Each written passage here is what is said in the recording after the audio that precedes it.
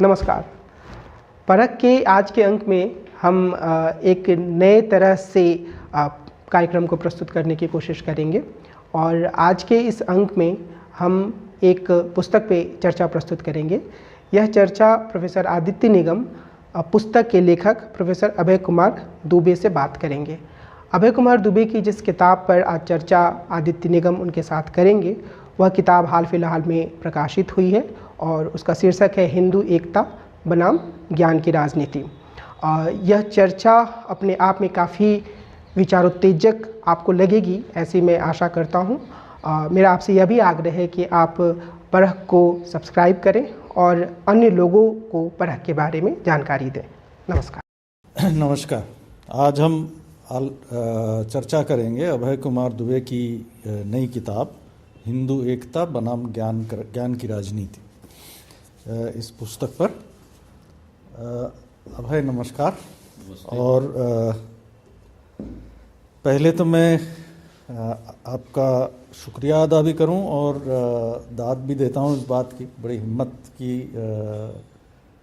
हिम्मत का काम हुआ है जो आपने इसमें संघ विरोधी विचारधारा का या विचार तंत्र का की तमाम परतों का शिनाख्त किया है। और जाहिर है कि मतलब मैं हिम्मत का काम इसलिए कह रहा हूँ कि जाहिर है ये सब चीज़ें जो हैं बहुत आसानी से आज के दौर में होती नहीं हैं, और ख़ास तौर से जब लड़ाई के मैदान में दोनों तरफ सेनाएं तनी हों तो उसमें अपने अंदर झांकने की प्रवृत्ति जो है वो अक्सर विलुप्त हो जाती है, और हम आमतौर पे सिर्फ दुश्मन से लगातार लड़ाई की मुद्रा में रहते हैं। तो उस सूरत में इसको दरअसल संघ विरोधी, जिसे आपने मध्यमार्गी विमर्श कहा है, उसकी चर्चा, उसकी तमाम तहों की चर्चा, और ख़ास तौर से उसमें जो मुझे सबसे ज़्यादा अच्छा लगा, मैं बाकी चीज़ों पे बाद में आता हूँ, लेकिन दर्शकों के लिए जो मेरे ख्याल से जानने के लिए ज़रूरी है कि इस बहाने उन्होंने दरअसल किताब के एक बड़े हिस्से में संघ के अंदर की जो वैचारिक जद्दोजहद है, उसके अंदर जो उथल पुथल है, और जिसे हम लोग बाहर से अक्सर एक बिल्कुल एकांगी ढंग से देखते हैं, जिसे हम लोग मानते हैं कि 1925 से लेकर आज तक लगातार एक ही लय पे, एक ही तर्ज पे सब कुछ चला आ रहा है, जैसे उसके अंदर कोई द्वंद्व नहीं है, उसके अंदर कोई टकराहटें नहीं हैं, कोई मतभेद नहीं है। ऐसा नहीं है। और ये बहुत बारीकी के साथ अभय के की चर्चा में, उनके किताब में निकल के आता है। तो मुख्य फोकस तो 1974 के बाद का है, जहाँ पे बाला साहब देवरस के सरसंघचालक बनने के बाद की जो तब्दीलियाँ हैं, ख़ास तौर से पिछड़ी और दलित जातियों को हिंदुत्व के दायरे में समेटने की, और उसके अलावा आदिवासियों को। लेकिन उससे पहले का भी जो दौर है, जिसमें संघ के बनने से लेके गोलवालकर तक, और फिर गोलवालकर के बाद दीनदयाल उपाध्याय, और उसके बाद फिर देवरस, तो इसमें हमें जो चिंताएं देखने को मिलती हैं, जिसे अक्सर हम लोग नज़रअंदाज करते हैं, हमें लगता है कि हिंदू समरसता की तलाश जो है वो लगभग एक ही तरीके से चलती रही। लेकिन अब ये बहुत मेरे ख्याल से हम लोगों के लिए, सबके लिए, ख़ास तौर से हिंदी पाठकों के लिए बहुत ज़रूरी चीज़ है। एक तो 1950 तक का, और उसके बाद भारतीय संविधान के वजूद में आने के बाद, स्वतंत्र भारत के वजूद में आने के बाद जो हिंदूकरण से भारतीयकरण की तरफ एक मूव है, और दूसरे जो वर्ण व्यवस्था को लेकर लगातार एक कश्मकश है, जिसमें शुरुआती दौर में जाहिर है कि उसको आपने ये दिखाया है कि वो जो मध्यमार्गीय विमर्श जहाँ पे फंसा है, उसका शुरुआती दौर से उसका ताल्लुक है, और उसमें मनुस्मृति हो, चाहे वर्ण व्यवस्था का गुणगान और मंडन हो, वो सब बहुत ज़ोर शोर से किया जाता है।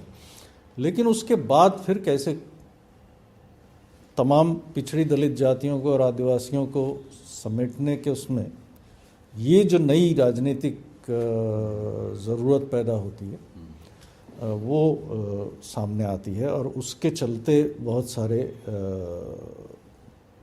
तब्दीलियाँ सोचने में आती हैं। तो बजाय इसके कि अब मैं उस पर खुद बात करूं, ये जो गोलवालकर, दीनदयाल उपाध्याय और देवरस के जो इसके बीच में जो 3 महत्वपूर्ण क्षण कह सकते हैं जिसमें फॉर्मुलेशन बदलते हैं, इस पे थोड़ा आप ज़रा अगर बताएं। हाँ आदित्य, शुक्रिया तो मुझे आपका अदा करना चाहिए कि आपने इस पुस्तक को इतनी सकारात्मकता से लिया और उसकी जिन बातों को खूबी कहकर आप इशारा कर रहे हैं। मुझे तो बहुत डर था कि उन बातों को उस स्पिरिट में, उस तरीके से ग्रहण किया जाएगा या नहीं ग्रहण किया जाएगा। जैसे आपने बताया कि माहौल आजकल वैचारिक ध्रुवीकरण का है, पाला खींचा हुआ है, जंग हो रही है। तो ऐसे में अगर कोई ऊहापोह करता है, आत्मालोचना करता है, तो वो हमेशा ही इस संकट का शिकार रहता है, इस जोखिम का शिकार रहता है कि उसके ऊपर कोई ना कोई एक तोहमत लगा दी जाएगी। तो इस किताब को लिखने के बाद 3-4 महीने तक मैं खामोशी से बैठा सोचता रहा कि मुझे ये किताब प्रकाशित करानी चाहिए या नहीं करानी चाहिए। फिर उसको बहुत हिम्मत करके प्रकाशित किया है, ये सोच कर कि शायद जो पानी ठहरा हुआ है उसमें एक कंकड़ मारा जाए तो उसमें कुछ लहरें पैदा होंगी और कुछ नई बात उसके अंदर से निकलेगी। क्योंकि हमारा मुल्क जिस मुकाम पे पहुंच चुका है वो बहुत अफसोसनाक मुकाम है। मैं बचपन से, और आप भी, हमारे आपके सरोकार बहुत से मामलों में एक से हैं, बचपन से मैं और आप जैसे लोग जिस तरह के मुल्क को बनाने का सपना देखते रहे हैं, ये दिशा बिल्कुल उल्टी है, जिस दिशा में सारी बात पहुंच गई है। जहाँ तक आपने संघ परिवार की बात कही, मैं इसमें एक ख़ास पहलू की तरफ आपका ध्यान खींचना चाहूँगा। आपने भी इसको बात को नोट किया होगा कि संघ परिवार के भीतर जब विमर्श होता है, हेडगेवार से लेकर दीनदयाल उपाध्याय तक, और उससे भी पहले अगर आप देखें तो बालकृष्ण मुंजे और सावरकर का जो विमर्श है, इस पूरे विमर्श की भाषा क्या है, ये बहुत महत्वपूर्ण बात है। हम लोग जिस विमर्शी भाषा के अभ्यस्त हैं वो भाषा है जिसमें मार्क्सवादियों के बीच में डिस्कोर्स होता है, या समाजवादियों के बीच में डिस्कोर्स होता है, या अम्बेडकरवादियों के बीच में डिस्कोर्स होता है। हम लोग उस भाषा के अभ्यस्त हैं। लेकिन जो हिंदू सिद्धांतकार हैं, जब उनके बीच में विमर्श होता है तो वो बिल्कुल अन्य तरह की भाषा का इस्तेमाल करते हैं। मसलन अगर सावरकर को मनुस्मृति की निंदा करनी होगी, उसके प्रस्तावनाओं का खंडन करना होगा, तो उसके ऊपर जब वो लिखेंगे या बोलेंगे तो मनु महाराज की आराधना से शुरू करेंगे और मनु महाराज की आराधना में ख़त्म करेंगे और बीच के हिस्से में मनुस्मृति की धज्जियाँ उड़ा देंगे। अगर बाला साहब देवरस को दीनदयाल उपाध्याय के एकांत के इंटीग्रल ह्यूमनिज्म की आलोचना करनी होगी तो वो कभी भी उसका स्पष्ट रूप से खंडन नहीं करेंगे, उसकी बातों का खंडन भी कर देंगे, ये भी कह देंगे कि बातें मानने योग्य नहीं है, और दीनदयाल उपाध्याय की प्राण प्रतिष्ठा उसमें कर दी जाएगी। तो हिंदू सिद्धांतकार जो हैं वो बिल्कुल दूसरी भाषा में आपसी चर्चा करते हैं, एक दूसरे का खंडन मंडन कुछ इस तरह की भाषा में करते हैं कि हम लोग जो कि एक दूसरी विमर्शी संस्कृति से आते हैं उस भाषा को पकड़ नहीं पाते। उसकी वजह से उनको पढ़ने के बाद, पहले तो पढ़ते ही नहीं, और अगर पढ़ते भी हैं तो उसके उस मर्म को नहीं समझ पाते, उनके बीच में जो द्वंद्व है उसको नहीं समझ पाते। तो अगर उनके द्वंद्व को समझना है तो कम से कम हमें अपनी भाषा के मुकाम से थोड़ा सा हट के उनकी भाषा के मुकाम को समझने की कोशिश करनी होगी। मैंने जो गुरु गोलवलकर का जो पूरा विमर्श पढ़ा, या सावरकर का पूरा वांग्मय पढ़ा, उसमें मुझे लगा कि ये लोग जिस तरह की हिंदी बोलते हैं, जिस तरह की हिंदी लिखते हैं, और उसकी जो वाक्य रचना होती है, और उसके अंदर अपने ही साथी विद्वानों की और सिद्धांतकारों की और नेताओं की बातों का जिस तरह विश्लेषण, समीक्षा और खंडन वगैरह किया जाता है, वो बिल्कुल अलग है हम लोगों से। तो एक तो वो भाषा अलग तरह की है, उसको उस तरह से देखना चाहिए। दूसरे मैं ये कहूँगा कि बाला साहब देवरस ने 1974 में जो वसंत व्याख्यान माला में पुणे में जो व्याख्यान दिया था, जो मैं समझता हूँ कि राष्ट्रीय स्वयंसेवक संघ के सांगठनिक जीवन में वो उसने गेम चेंजर की भूमिका निभाई। उसके अंदर जो बातें कही गई थी, जिनकी तरफ आपने इशारा किया, बखूबी इशारा किया, मैं समझता हूँ उसके बीज जो हैं वो उससे पहले से राष्ट्रीय स्वयंसेवक संघ के विमर्श में मौजूद हैं। उस व्याख्यान में उन्हीं बातों को मुखर रूप से, सूत्रबद्ध रूप से, स्पष्ट रूप से व्यक्त किया गया है। वो बातें पहले भी मौजूद थीं, जैसे कि वर्ण व्यवस्था को एक मानक सिद्धांत न मानकर एक कार्यकारी चीज़ के रूप में पेश करना कि ज़रूरत होगी तो हम इस्तेमाल करेंगे, ज़रूरत होगी तो नहीं इस्तेमाल करेंगे। ये आपको गोलवलकर में दिखाई पड़ता है। मनुस्मृति की बहुत सी बातों के बारे में गोलवलकर में आपको एक हिंट आपको मिलेगा। जातियों के साथ, जातिगत समाज के साथ हमें क्या सलूक करना चाहिए, कैसा सलूक करना चाहिए, हमारा सलूक वैसा होना चाहिए जैसे डॉक्टर अंबेडकर करते थे, वैसा होना चाहिए जैसा गांधी जी करते थे, या उससे कुछ अलग किस्म का सलूक होना चाहिए। ये आपको मुंजे और सावरकर के और हेडगेवार के बीच में जो बहसें हैं, मतलब जो है उनमें आपको दिखाई पड़ेगा।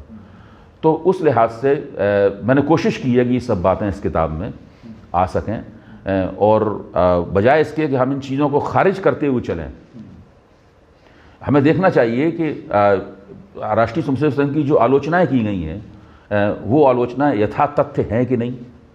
समाज विज्ञान के रूप में हमें इस बात पर जोर देना चाहिए कि राष्ट्रीय स्वयंसेवक संघ की हम जो भी आलोचना करें निश्चित रूप से करें, लेकिन वो यथातथ्य होना चाहिए। अगर हम उनकी गलत, ऐसी मनगढ़ंत किस्म की कोई आलोचना करते हैं जो हमें किसी ज़माने में हमारे अनुकूल थी, मतलब तो आज नहीं रह गई है अनुकूल, तो फिर हम दरअसल उनकी आलोचना नहीं कर पाएंगे और गलत निर्णयों पर पहुँच जाएंगे। इसी के समांतर मेरी कोशिश ये रही है कि जो मध्यमार्गी विमर्श है उसकी जो विचार श्रेणियाँ हैं, जिन विचार श्रेणियों के जरिए हम राष्ट्रीय स्वयंसेवक संघ के विमर्श का मुकाबला करना चाहते हैं, उन विचार श्रेणियों की दोबारा जांच की जाए। मैंने लगातार उस ज़रूरत पर रोशनी डाली है। मकसद मेरा इस किताब को लिखने का वही है कि जो विचार श्रेणियाँ हैं, जिन विचार श्रेणियों के सहारे हम उनकी आलोचना करते हैं, साथ में अपनी राजनीति की विवेचना भी करते हैं, अनुमान भी लगाते हैं अपने भविष्य का, अपने वर्तमान की समीक्षा करते हैं और अपने भविष्य का अनुमान लगाते हैं। तो मेरा मानना है कि विचार श्रेणियाँ थोड़ी पुरानी हो चुकी हैं, उन पर दोबारा गौर करने की ज़रूरत है। अगर हम दोबारा गौर करेंगे तो हो सकता है शायद हम कुछ ऐसे नतीजों पर पहुँचें, नई विचार श्रेणियाँ बनाएं, जिससे हमारा विमर्श भी समृद्ध होगा और हम जिस प्रकार का भारत बनाना चाहते हैं उस तरफ आगे बढ़ने में हमें थोड़ी सी सहूलियत होगी।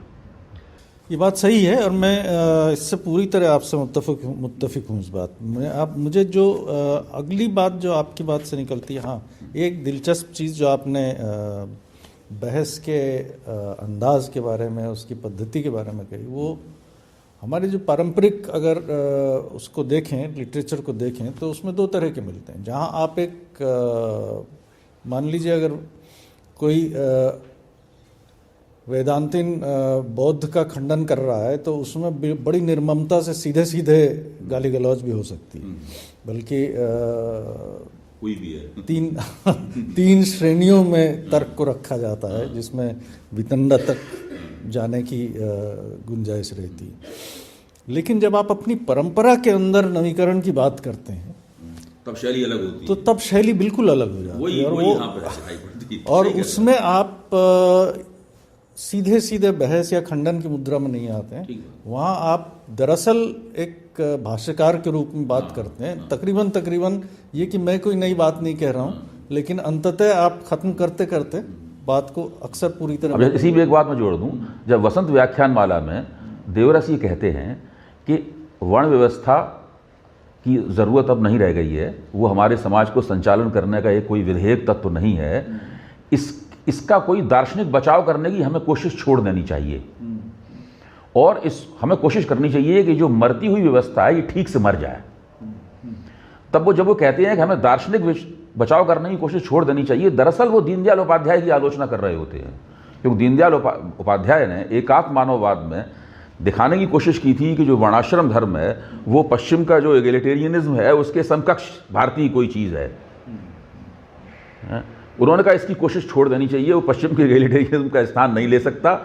तो ये दरअसल इसके बाद हुआ क्या कि राष्ट्रीय स्वयंसेवक संघ की राजनीति में दीनदयाल उपाध्याय की प्रतिष्ठा बनी रही, लेकिन एक विचारक के रूप में उनकी प्रतिष्ठा न होकर उनकी केवल जो ऑर्गेनाइजेशनल लीगेसी थी, जो सांगठनिक विरासत थी, वही रही कि हमें किस तरह से ऊंची जातियों का पिछड़ी जातियों के साथ में एक समझौता निकालना चाहिए, जो दीनदयाल उपाध्याय ने जनसंघ के अध्यक्ष के रूप में 60 के दशक में निकाला भी था।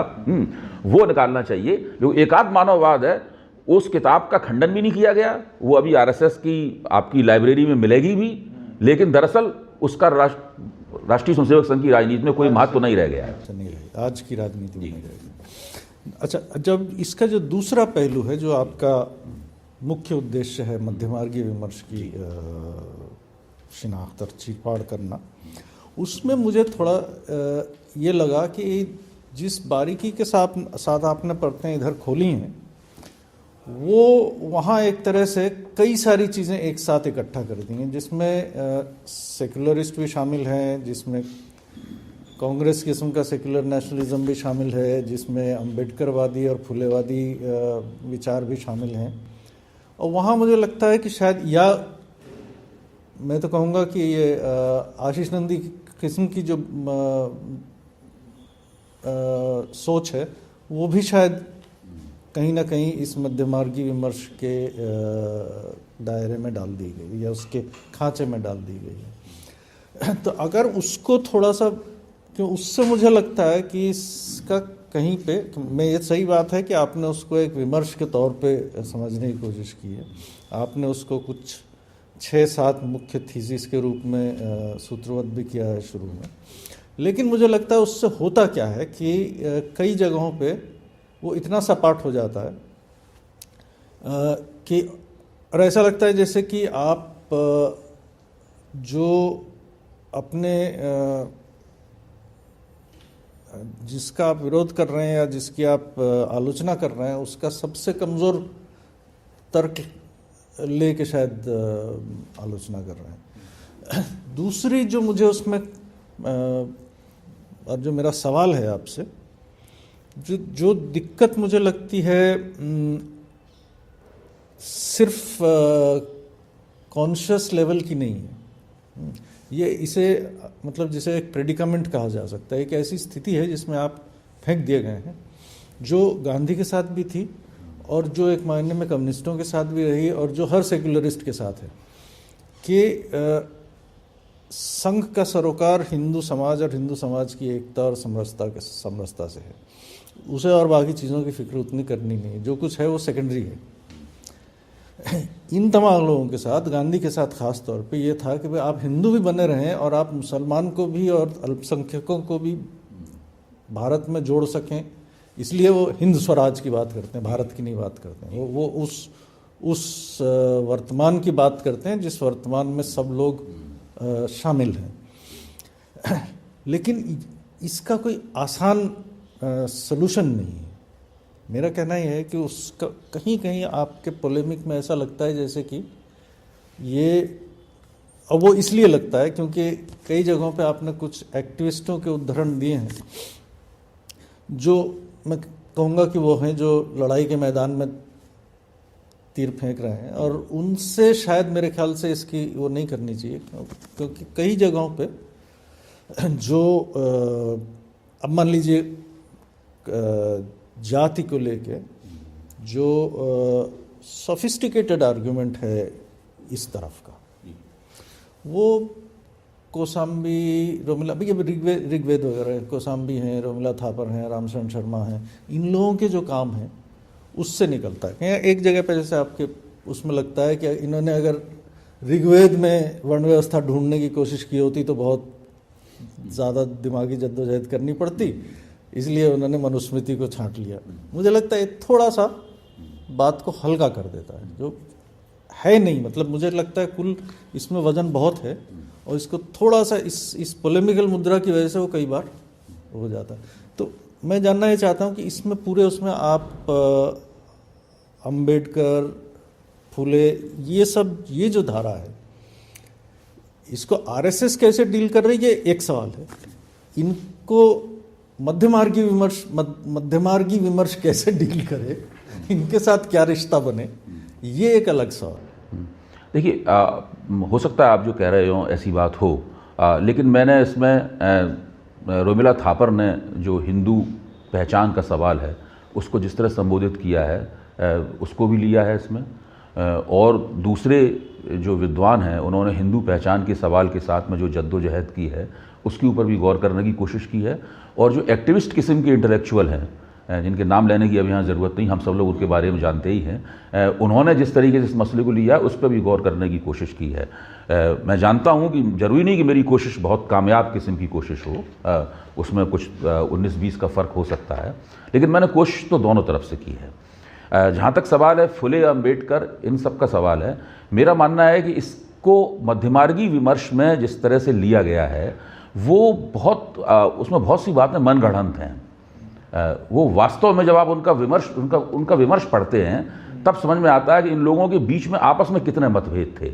अब मसलन फुले अम्बेडकर पेरियार विचारधारा, ये जो एक हाइफनेटेड आइडियोलॉजी बनाई गई है, मेरे विचार से पूरी तरीके से एक सेमिनारी कंस्ट्रक्ट है, मतलब जो है इसका ज़मीन पर कोई स्थान उसका है नहीं। बहुत मुट्ठी भर से भी कम लोग इस सब को लेके चलते हैं, लेकिन मेरा ताल्लुक ज़मीन के उससे नहीं है, मेरा ताल्लुक विमर्श के स्तर से है। अगर आप विमर्श के स्तर पर देखें तो ब्राह्मणवाद क्या है, तो ब्राह्मणवाद के सवाल पर अंबेडकर के विचार फुले के विचारों से नहीं मिलते, फुले के विचार पेरियार के विचारों से नहीं मिलते। और मैं तो कहता हूँ पेरियार के विचार बहुत कम अंग्रेज़ी में या हिंदी में उनका अनुवाद हुआ है, ज़्यादातर विचार उनके तमिल में ही हैं। और वो आज तक क्यों नहीं, इतना बड़ा तंत्र है पेरियार के विचारों के इर्द गिर्द, ना उनके पास पैसे की कमी है ना उनके पास संसाधनों की कमी है। मैं तो मानता हूँ पेरियार के अगर सभी विचारों को तो किसी को हासिल ही नहीं है, वो नहीं दखल कर रखे हैं उनके, वो उसके हाँ ठीक है, हाँ एक तो झगड़े वाला सवाल है।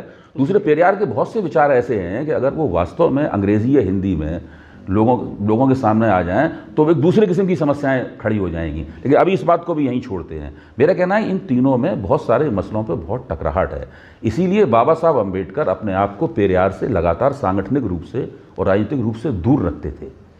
और फुले को वो अपना गुरु जरूर मानते थे, लेकिन फुले के जो बुनियादी सिद्धांत थे, जिन सिद्धांतों के आधार पर उन्होंने अपनी जन गोलबंदी की थी, मतलब उन सिद्धांतों को उन्होंने अपने विचारों में पूरी तरीके से खारिज कर दिया था।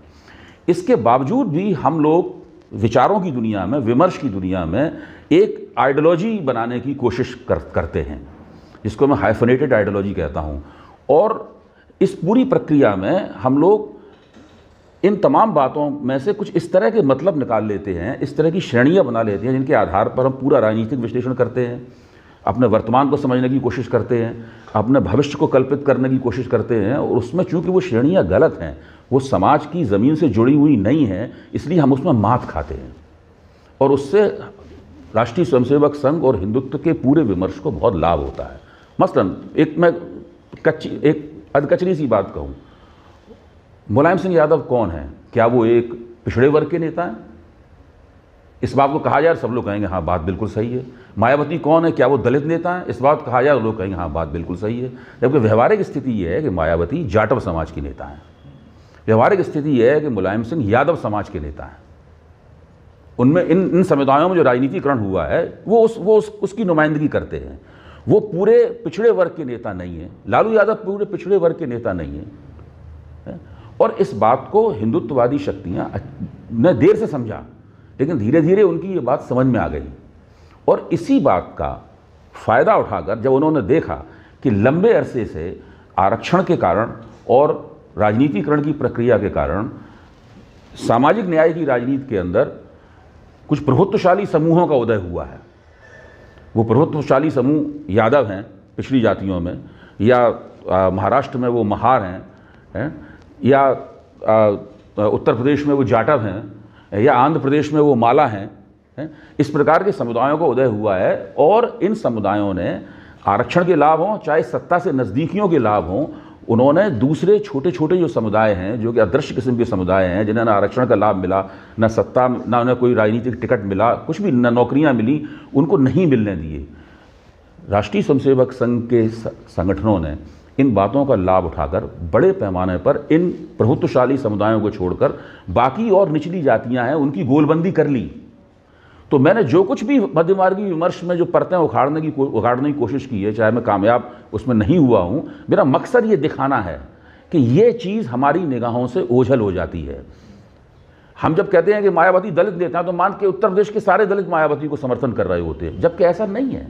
जब वो कहते हैं पिछड़े वर्ग के नेता हैं, उत्तर प्रदेश का सारा ओबीसी समाज जो है वो मुलायम सिंह के नेतृत्व में खड़ा हुआ है, ऐसा नहीं है। किसी ज़माने में कुछ परिस्थितियों में कुछ चुनावों में उन लोगों ने बड़ा समर्थन प्राप्त किया है, लेकिन वो धीरे धीरे कर वो ख़त्म हो गया। उनका समाज जो कि एक प्रभुत्वशाली समुदाय है, दूसरे छोटे जातियों और समुदायों के साथ अंतर्विरोधों में चला गया है। उनके बीच के विरोधाभासों का लाभ उठाकर हिंदुत्व ने एक बड़ी हिंदू एकता कायम कर ली है। तो सामाजिक न्याय की राजनीति की जो नाकामी है, उस नाकामी को रेखांकित करना बहुत आवश्यक है अगर हम लोग वास्तव में सांप्रदायिक राजनीति के साथ संघर्ष करना चाहते हैं। मेरा सवाल जो आपने अभी जिसे आपने सेमिनारी कंस्ट्रक्ट कहा, मुझे लगता है दरअसल वो सेमिनारी कम है, वो एक राजनीतिक ज़रूरत से निकलने वाली, बिल्कुल जिस तरह से मान लीजिए संघ जो है गांधी को भी और भगत सिंह को भी और अब अम्बेडकर को भी सबको हजम कर लेना चाहता है।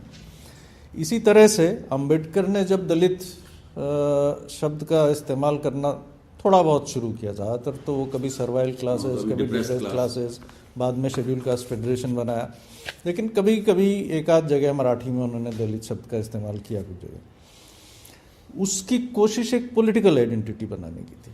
वो पॉलिटिकल आइडेंटिटी बाद में पोस्ट अम्बेडकर, बल्कि मैं कहूँगा कि दलित पैंथर के बाद से, ये 1972 के बाद दलित पैंथर मैनिफेस्टो के बाद से एक तरीके से दलित को बहुत व्यापक रूप में परिभाषित करने की कोशिश हुई। अब फिर उसके अलग अलग संस्करण 90 के दशक में कांशीराम का बहुजन और वो ये सब जो है, ये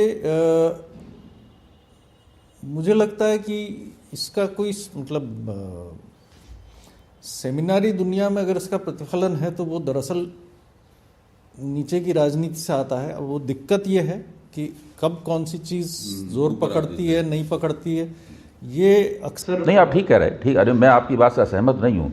मैं सिर्फ इस तरफ आपका ध्यान दिलाना चाहता था कि बहुजन थीसिस जो है, अम्बेडकर इससे नावाकिफ तो नहीं थे।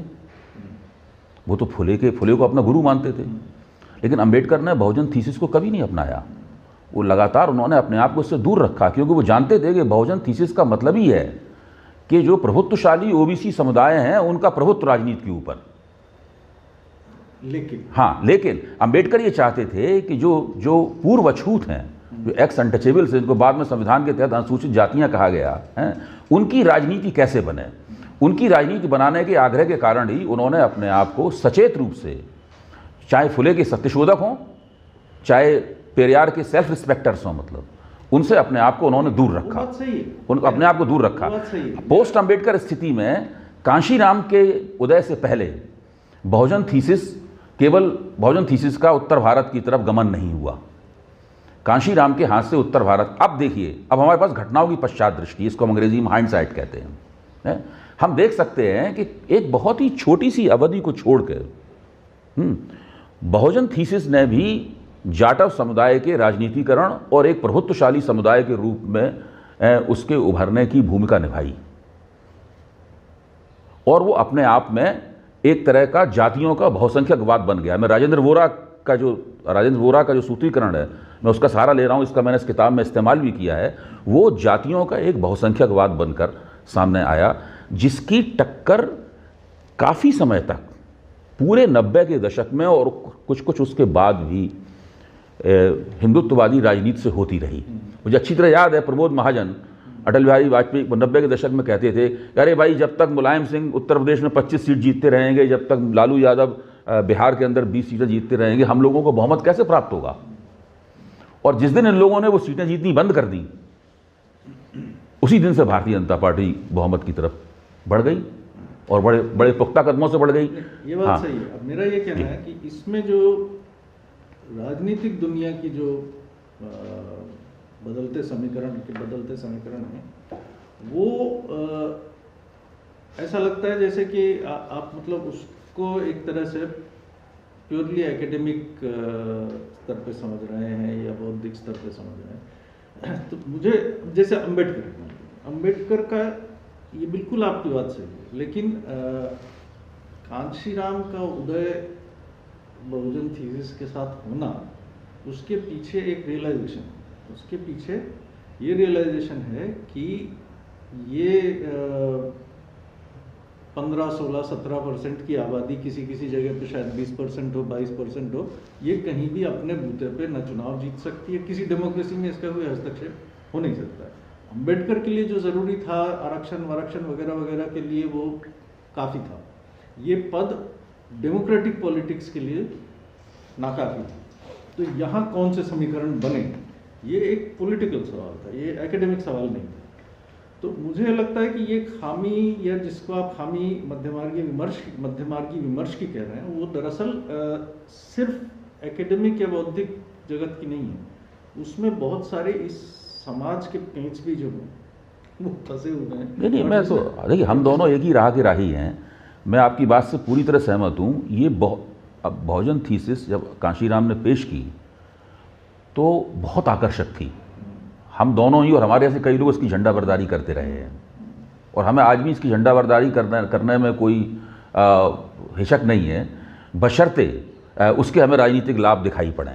हुआ ये सारे क्रिटिसिज्म को मानते हुए नहीं, हुआ क्या, जब वो थीसिस कामयाब होती हुई दिखाई पड़ी 1993 में, आप समझ रहे हैं आप कहाँ किस तरह। 1993 में जब हिंदू विजय दिवस नाकाम हो गया और समाजवादी पार्टी, बहुजन समाज पार्टी के गठजोड़ ने भारतीय जनता पार्टी को बहुमत लेने से रोक दिया, उसके बाद में रजनी कोठारी ने एक लिखा राइज ऑफ दलित्स। दूसरे लोगों ने भी उसके बाद बहुत सी बातें लिखी, आपने भी कई अच्छी बातें लिखी उस बारे में। उसके बाद से धारणा एक ये बनी कि ये जातियों का जो उभार है, निचली जातियों का, कमज़ोर जातियों का जो उभार है, ये भारत में हिंदुत्व की बढ़त को रोक लेगा और इससे सेकुलरिज्म, एक खास तरह का सेकुलरिज्म निकलेगा। हाँ। ये जो अकादमी धारणा निकली, वही मैं कह रहा हूँ, ये जो अकादमी धारणा निकली, इसके बाद से और भी ज़्यादा फिर उसमें अकादमी मंथन किया गया। फिर तो उसमें इस तरह की बातें होने लगी कि जो भैंस है वो अधिक सौंदर्य का प्रतीक है क्योंकि वो काली है, गाय जो है वो गोरी है इसलिए वो उतने सौंदर्य का प्रतीक नहीं है। बहुत यानी कौन, उसमें जितनी पिछड़ी जातियां हैं वो सब नॉन वेजिटेरियन होती हैं, वो सब वेजिटेरियन होते हैं। इस प्रकार की बहुत सी सारी बातें कहने लगी और हम सब लोग एक अकादमी नशे में, जैसे हमें एक नई बढ़िया सी चीज़ मिल गई है, मतलब जो है हम सब लोग, मैं खुद भी अपने आप को उसमें शामिल मानता हूँ। मैं किसी को कोई आरोप लगा रहा हूँ, मैं खुद भी ये सब करता रहा हूँ, मैं खुद भी इसी दृष्टि से सोचता रहा हूँ, इन सब तमाम चीज़ों का वैलोराइजेशन, इन सब चीज़ों का मूल्यवर्धन करता रहा हूँ। हम इन सब चीज़ों को हाथों हाथ लेने लगे, जबकि इन सब चीज़ों इनका कोई भी तथ्यात्मक आधार नहीं था। ज़मीन पर कुछ और घटित हो रहा था, हम उसको समझने में इस सब के प्रभाव में नाकाम रहे। मैं खुद प्रोफेसर कोठारी जो हमारे गुरु थे, इनसे मैंने बहुत कुछ सीखा है, बहुतों ने बहुत कुछ सीखा है। मैं उनका एक आपको उदाहरण देता हूँ, दिलचस्प उदाहरण लगेगा आपको। उन्होंने 1984 में एक लेख लिखा, इस लेख का मैंने हिंदी में अनुवाद किया था। उस लेख में उन्होंने दिखाया कि किस तरह से पूरा लोकतंत्र जो है वो जातियों और समुदायों के गणन शास्त्र में बदलता जा रहा है और सभी लोग सांप्रदायिक रवैया अख्तियार कर रहे हैं, चाहे भले अपने आप को सेकुलर कहने वाले लोग क्यों ना हो। लोकतंत्र में चुनाव जीतने के लिए जातियों को जोड़ लो और एक गणना बना लो चुनाव जीतने लायक और बहुमत प्राप्त कर लो। ये उन्होंने लेख लिखा। उसके बाद में 1993 में जैसे ही भाजपा की उत्तर प्रदेश की ज़मीन पर पराजय हुई, वो अपने उस लेख की प्रस्तावनाओं को उन्होंने ठंडे बस्ते में डाल दिया और उन्हें लगा कि ये बहुत महत्वपूर्ण चीज़ है, इसके ऊपर जोर दिया जाना चाहिए। फिर उन्होंने बाकी जीवन कभी उस विचार को उन्होंने दोबारा निकाला नहीं, रिविजिट नहीं किया, संबोधित नहीं किया। आज हमारे पास हाइंडसाइट है और हम देख सकते हैं कि रजनी कोठारी का वो जो विचार था, वो आज जो घटनाक्रम हुआ, मतलब उसको समझने में हमारी ज़्यादा मदद करता है, बजाय इसके कि उन्होंने 1993 के बाद जो बातें लिखी थी वो हमें ज़्यादा मदद करते हैं। तो मैं कहता हूँ इस 1993 में जो उत्तर प्रदेश की ज़मीन पे हुआ, उससे हम लोगों ने जो अकादमी क्लू प्राप्त किया, मतलब उस क्लू ने हम लोगों के विमर्श को बहुत भटकाया और हम लोग उसके बाद गलत श्रेणियों में लगातार उत्तरोत्तर फंसते चले गए। इस बात पे विश्वास करने लगे कि ये जो सामुदायिक गोलबंदी है कमज़ोर जातियों की, ये हमें एक सेकुलर भारत की तरफ ले जाएगी। तो उससे एक बहुत बड़ा विमर्श का वितान बना, मतलब जो है। उसके बाद बहुत सारे लेख लिखे गए, किताबें लिखी गईं, कुछ लोग नए बुद्धिजीवी बनकर, नए सामाजिक क्रांतिकारी बनकर उभर आए और वो बड़ी बड़ी बातें करने लगे। कभी वो किसी जाति के खिलाफ लिखते थे, कभी किसी समुदाय के खिलाफ लिखने लगे। उसके बाद जो दुनिया बनी वो एक अलग किस्म की दुनिया बनी। तो मेरा इशारा उस तरफ है। वो आखिरी है फासिज्म को लेके जो एक सवाल है उसमें, तो ये बात मैं आपकी पूरी तरह इससे सहमत हूँ कि ये जो एक तरीका रहा है कि हम हमेशा यूरोप के आईने में और यूरोपीय इतिहास के आईने में अपने इतिहास को पढ़ना चाहते हैं, और उसी ये तो मैंने आपके लेख को ही पढ़ के समझना सीखा था। आपने जो लिखा है ये दूसरे लोगों को तो मैंने बाद में पढ़ा। मुझे ये मानने में कोई हिचक नहीं है कि जब मैंने आपके लेखन को पढ़ा तब मेरी ज़्यादा समझ में आया कि ये जो हम लोग फासिस्ट कहते हैं ना, उसका पोल खाता क्या है। अब मेरा उसमें से एक सवाल कह लीजिए या टिप्पणी कह लीजिए, वो ये है कि मुझे लगता है बुनियादी बात आपकी सही है, लेकिन कहीं उसमें आपके उसमें भी लगता है, और बहुत से लोग जो इसका विरोध करते हैं वो भी अक्सर इसको एक एक्सक्लूसिवली यूरोपियन फिनोमिनन मानते हैं, और जो ये मानते हैं कि हिंदुस्तान में मार्क्सवाद भी हो सकता है अपने किस्म का, फेमिनिज्म भी हो सकता है, उदारवाद भी हो सकता है, नव उदारवाद भी हो सकता है, लेकिन फासिज्म नहीं हो सकता है अपनी किस्म का।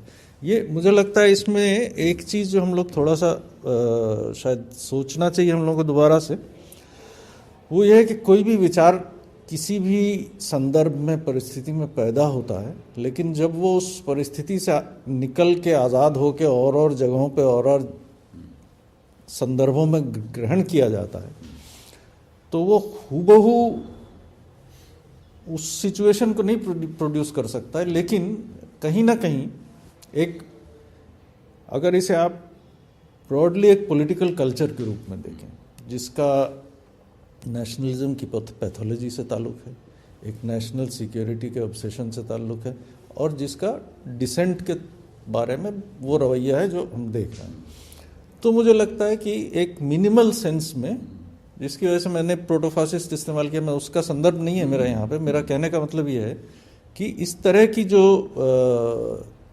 चीज़ें, अब हिंदुस्तान का मार्क्सवाद किसी और मार्क्सवाद से मेल खाता ही नहीं। रामविलास शर्मा की मार्क्सवाद वेदों की तरफ वो है, राहुल सांकृत्यायन का मार्क्सवाद जो है वो बौद्ध मत की तरफ झुकता है। तो हमारे यहाँ तो मतलब विवेकानंद की तरफ जाता है, उपनिषदों की तरफ जाता है। तो इसलिए हमारे यहाँ तो मतलब जैसे मार्क्सवादियों की विविधता है, वैसे फासिज्म की विविधता भी है। इसको थोड़ा सा उस रूप में लेना चाहिए कि ये एक कभी भी उसको रेप्लिकेट नहीं कर सकता। जो मैं आपकी बात से इससे बिल्कुल सहमत हूँ। आजकल हिंदुस्तान में जो हो रहा है, जब मैंने किताब लिखी थी तब आजकल जो हो रहा है वो नहीं हो रहा था है? तो हमें और मेरे ख्याल से बहुतों का अंदाज़ा नहीं था कि ये सब होगा, यहाँ तक पहुँचेगा। हम लोग जब सोचते थे कि कभी भारत में राष्ट्रीय स्वयंसेवक संघ के हाथ में सत्ता आएगी और भारतीय जनता पार्टी को पूर्ण बहुमत प्राप्त होगा और भारत में एक तरह का बहुसंख्यकवादी राजनीति बल पकड़ेगी, तो उस वक्त हम लोग जो बातें सोचते थे कि ऐसा ऐसा होगा, वो सब कुछ नहीं हो रहा है। वो रंग भी बदल गया है, वो लोग भी सामने नहीं है, कुछ और ही कुछ हो रहा है। तो बिल्कुल नई किस्म की घटनाक्रम हो रहा है। इसमें आप जो बात कह रहे हैं उसमें हम लोग इस बात पर फिर से गौर कर सकते हैं। देखिए, ये जो बातें मैंने लिखी हैं ये सब चलती हुई धारा है, ये बहता हुआ पानी है। हाँ, इसमें ये मानना कि ये रुक गया है, हमने जो बात कह दी ये उचित नहीं है। अभी जो बिल्कुल नई घटनाएं हो रही हैं, बहुत सी बातें तो ऐसी हैं जो मैंने सोची भी नहीं थी। हम ये मानते थे कि भाई ये लोग बहुत दिनों तक कांग्रेस के विपक्ष में रहे हैं, लेकिन अब पता चल रहा है ये तो एक ओबीडियंट सोसाइटी, इनका पूरा प्रोजेक्ट है, आज्ञा पालक समाज बनाने का प्रोजेक्ट है। इसीलिए प्रधानमंत्री छत पर खड़े होकर सबको उपदेश दे रहे हैं कि पुलिस का सम्मान करो, प्रशासन का सम्मान करो, डॉक्टरों का सम्मान करो, इंजीनियर का सम्मान करो। ऐसे अपने माता पिता का सम्मान करते हो, वैसे इन लोगों का सम्मान करो। एंटी इस्टेब्लिशमेंट विचार, व्यवस्था विरोधी विचार ही अपने आप में आपत्तिजनक है। ये बात पहली बार भारत में सत्तारूढ़ लोगों द्वारा कही जा रही है, इससे पहले कभी भी नहीं कही गई। यही कारण है कि पूरा मीडिया और वो लोग विपक्ष के लिए सुपारी लिए घूम रहे हैं। ऐसा पहली बार देखा गया है। तो ये बिल्कुल सब नई नई घटनाएं हैं। इन घटनाओं के आलोक में हम लोगों को फिर से सोचना पड़ेगा कि जो हमारी श्रेणियां हैं, देखिए बहुत जिसे कहते हैं ना, ये सब चीज़ फ्लक्स में है। इस वक्त बहुत ज़्यादा चीज़ें फ्लक्स में हैं। हम अपनी पुरानी सब धारणाओं पर सोचें हैं। अब से दलित शब्द है, तो अब दलित एक लिटरेरी कैटेगरी थी। दलित पैंथरों ने उसको बहुत ज़्यादा मजबूती प्रदान की है। हम लोग अब इस दलित कैटेगरी को हम लोगों ने जब राजनीति में प्रोजेक्ट कर लिया और उसको एक पॉलिटिकल कैटेगरी बनाकर पूरे राजनीतिक जो घटनाक्रम है उसकी व्याख्या करने लगे, राजनीतिक गोलबंदी की व्याख्या करने लगे, तो हम लोगों के हमारे हाथ में नाकामी लगी। तो हम लोगों को इन तमाम श्रेणियों पे फिर से विचार करना चाहिए। बस इस किताब का एकमात्र संदेश ये है कि मध्यमार्गी विमर्श की बहुत सारी बातें जो हैं वो दोबारा विचारणीय हैं, उनको नए सिरे से देखना चाहिए। और हिंदू पहचान, जिसके बारे में हम में से बहुत सारे लोग एक नकारात्मक रवैया रखते थे, उपेक्षा का रवैया रखते थे, उसकी ताकत को पहचानने में हम लोगों से बहुत बड़ी गलती हुई है। हिंदू पहचान को समझने में बहुत बड़ी गलती हुई है। ऐसे एक अनुसूचित जाति के लोग हैं या पिछड़ी जाति के लोग हैं, उनके अंदर अपनी हिंदू चेतना क्या है? बिल्कुल। हाँ, तो मतलब कांवड़ यात्रा से, हाँ, कांवड़ यात्रा से दिखाई पड़ता है। हाँ, अब घनश्याम शाह ने अपने एक लेख में लिखा था कि जितने भी लोग, वो एक दलित है, उसने अपने यहाँ बुद्ध की तस्वीर भी लगा रखी है, बगल में विष्णु की तस्वीर भी लगी हुई है, अंबेडकर भी लगे हुए हैं, सब लगे हुए हैं, तो वो अस्मिताओं के सहअस्तित्व में जीवित रहता है। ये दिक्कत ये आज की नहीं है, मतलब रुद्र से शिव बनना जो है वो भी शिव का जो इनकॉर्पोरेशन है पैंथियन में, तो शिव। अब इसमें उलझने कैसे पैदा होती हैं? एक छोटी सी बात करके मैं अपनी बात समाप्त करूंगा, जो विमर्श से ताल्लुक़ रखती है कि हम लोग कहते, जैसे ही 1993 का चुनाव हुआ, मैं उसको बहुत बड़ा लम्हा मानता हूँ 1993 के चुनाव को, उसके बाद से हमारे विमर्श पे उसका बहुत असर पड़ा, जो उस असर से हम लोग आज तक निपट रहे हैं। अभी जो बहस कर रहे हैं वो उस पर उसका असर है।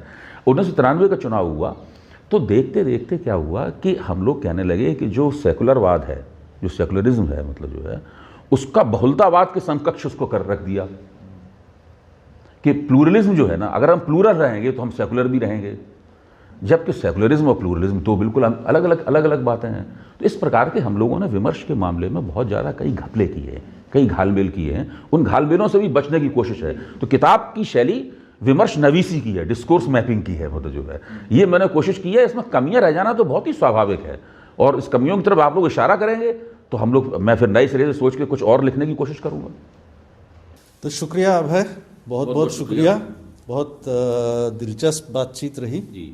और मेरा ख्याल है कि दर्शकों को भी इस किताब को पढ़ने के लिए कुछ प्रेरणा इससे मिलेगी। मेरा आपसे और कमल से अनुरोध है कि इस तरह के मसलों के ऊपर और चर्चा कराएं, क्योंकि इसमें बहुत सारी बातें ऐसी हैं जो अभी चर्चा से छूट गई हैं, समय के अभाव। छूट गई।